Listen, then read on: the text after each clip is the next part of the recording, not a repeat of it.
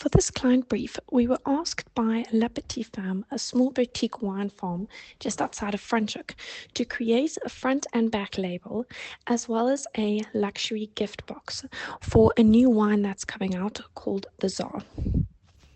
The wine that they're making is a Pinotage wine, which is local to South Africa, and they wanted the label to represent South Africa as a whole, not just zoning into a certain province or the Stellenbosch region.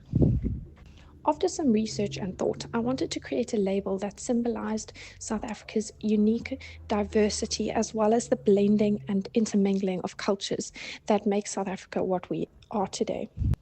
To illustrate this idea of both diversity and unity, I chose to use the visual cue of bird life in South Africa.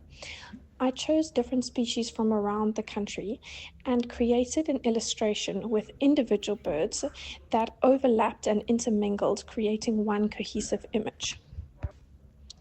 After some trial and error, I decided to only use pinks and reds for my birds because I wanted them to mix well and blend into one.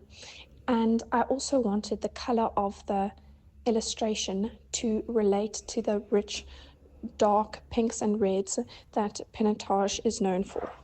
I used copper foiling for the Tsar on the wine label because I wanted to highlight the name. I also used spot gloss on the feathers of the birds to create some texture.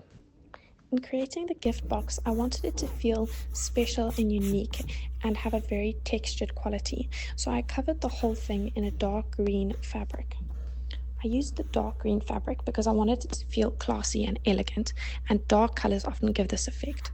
As well as this, I wanted it to contrast with the bright pinks and reds of the label once the box is opened.